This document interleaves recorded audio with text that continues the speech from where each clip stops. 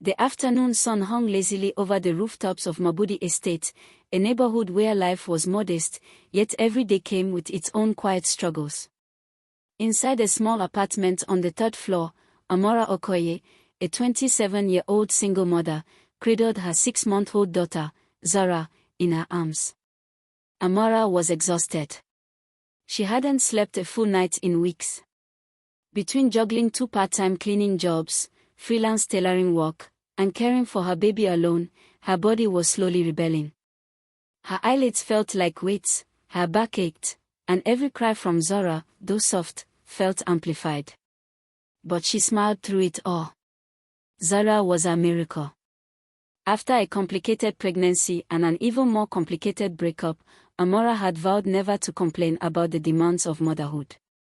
Still, the weight of doing it all alone pressed on her. That afternoon, Zara was unusually fussy. Amora had rocked her, fed her, and sung lullabies until her throat went dry. Finally, Zara's tiny eyelids fluttered shut. A wave of relief washed over Amora as she placed her in a makeshift crib by the couch. "I'll just close my eyes for a few minutes," she whispered to herself, sinking onto the couch. The moment her head hit the cushion, sleep claimed her. Heavy. Unforgiving. But what Amora didn't realize was that the front door hadn't latched properly after the delivery man had dropped off a parcel earlier. The lock had not caught. And in the bustling, unpredictable rhythm of Mabudi Estate, an unlocked door was an open invitation. Down the corridor, 2 teenage boys, Tond and Chisholm, roamed the building, playing what they called opportunity hunting, a fancy name for sneaking into apartments to swipe whatever valuables were within reach. That day, opportunity had just cracked itself open. And inside, a sleeping mother had no idea what unimaginable events were about to unfold. The corridor echoed with the mischievous chuckles of Tond and Chisholm as they tiptoed past doors, pausing at each to test their luck. They weren't hardened criminals, just 2 restless teens seeking thrills and easy loot.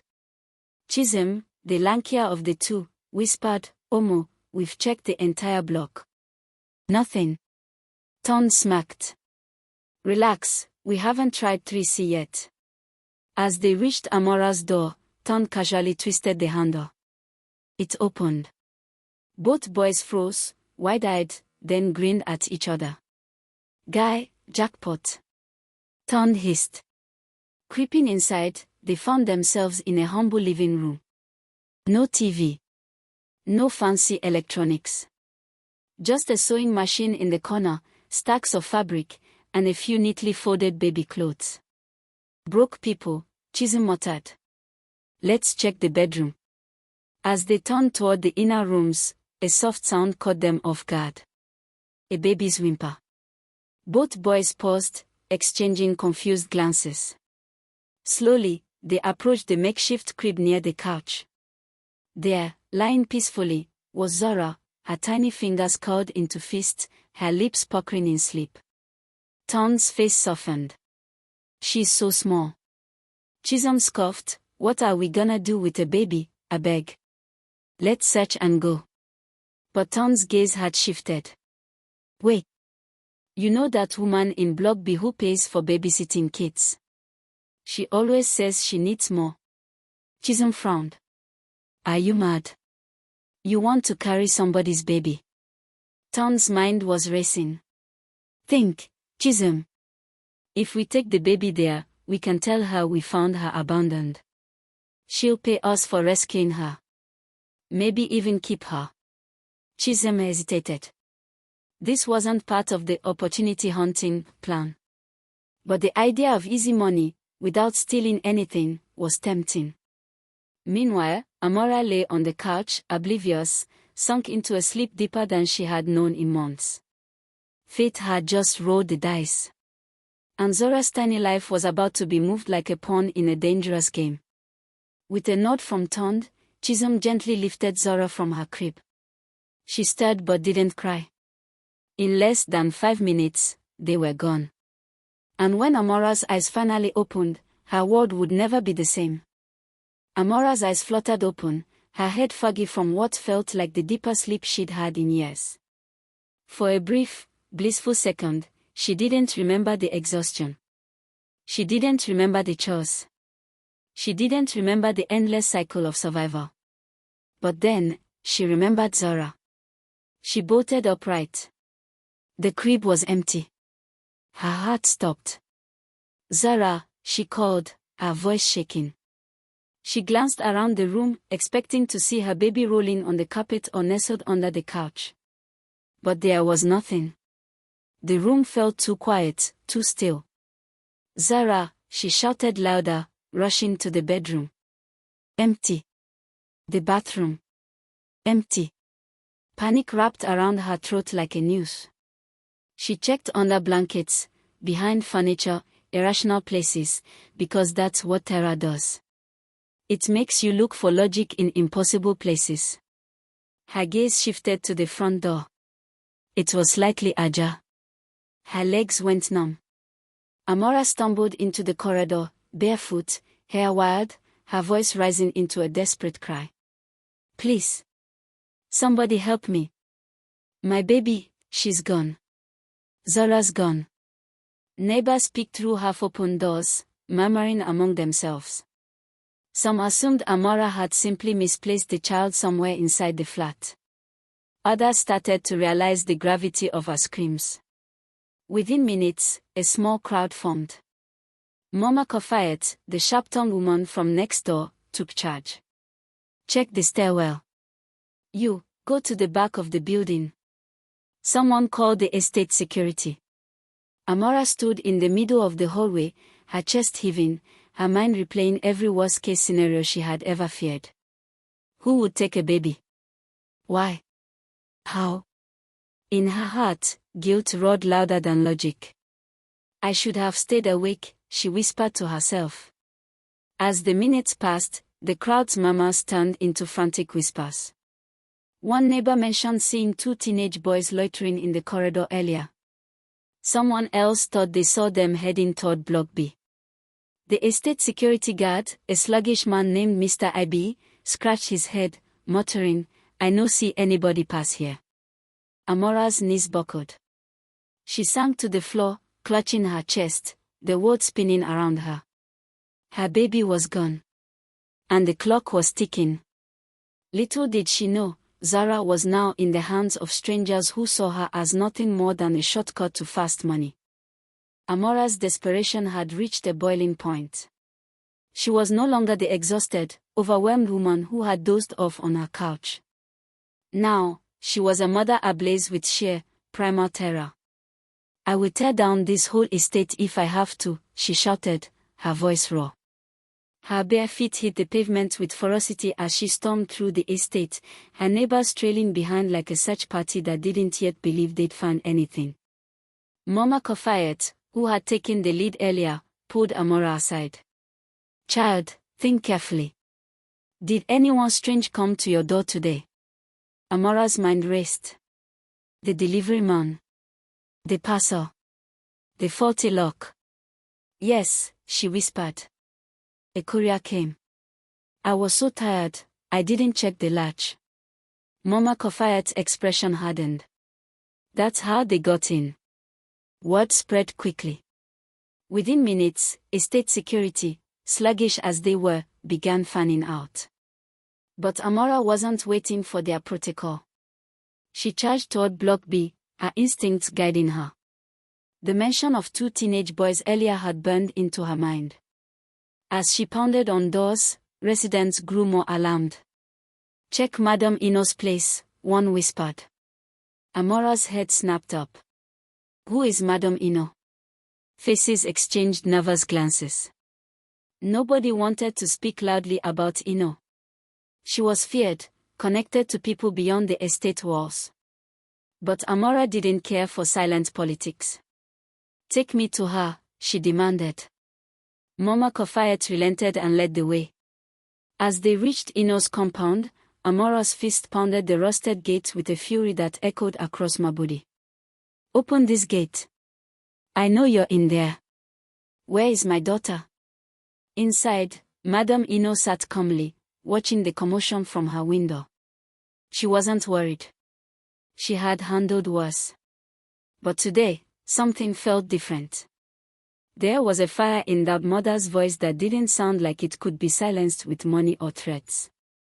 "Should we let her in?" one of Ino's girls asked nervously. Ino sighed, setting Zara down gently in a crib. "Open the gate. Let's see how far she's willing to go." As the metal gate creaked open, Amora surged forward, her eyes scanning the compound, her heart hammering. Her baby was here. She could feel it. And no one, not Madame Ino, not fear, not power, was going to stop her from getting Zara back. The air in Madame Ino's compound was thick with tension as Amora stormed in, followed closely by Mama Kofayat and a few brave neighbors. Ino, seated on her cushioned chair, crossed her arms, a sardonic smile playing on her lips.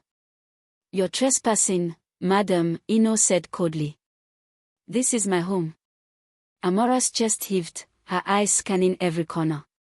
Cribs lined the walls. Some empty. Some not. "Where is my daughter?" Amora growled. Ino chuckled. "Do you see any child with your name on her forehead?" The audacity of that statement sent a jolt through the crowd. But fear still kept most of them frozen in place. Ino had always been untouchable. Her dealings were known but never proven. But Amora wasn't here for careful negotiations. She moved toward the cribs, her eyes darting wildly. In the farthest corner, under a tattered mosquito net, she saw a bondolster. "Zara," she whispered. Ino stood up sharply. "You will not touch anything in my house." But Amora was already moving. Ino's henchwoman, a bulky woman named Ifeoma, stepped into her path. But before anyone could react, Mama Kofayat, small, sharp, and fierce, shoved Ifeoma aside with a strength no one expected. "Move aside, Ifeoma. You're not going to stop a mother from getting her child," she snapped. The compound erupted in murmurs. The neighbors, emboldened, closed in. For the first time, Ino looked uncertain. Amora reached the crib and pulled back the netting. Zara lay there, eyes wide open, her tiny fists clenched as if sensing the storm around her. Tears streamed down Amora's face as she scooped Zara into her arms. "Mama's here, baby. Mama's here." Ino's lips curled. "You think you can walk out of here with her? Do you know who I am?" Amora turned, her eyes blazing. "I don't care who you are. You touched the wrong mother." The crowd erupted in support. Phones came out, cameras rolling. Ino's fortress of fear began to crumble under the weight of public eyes. "I'll call the police," Ino threatened.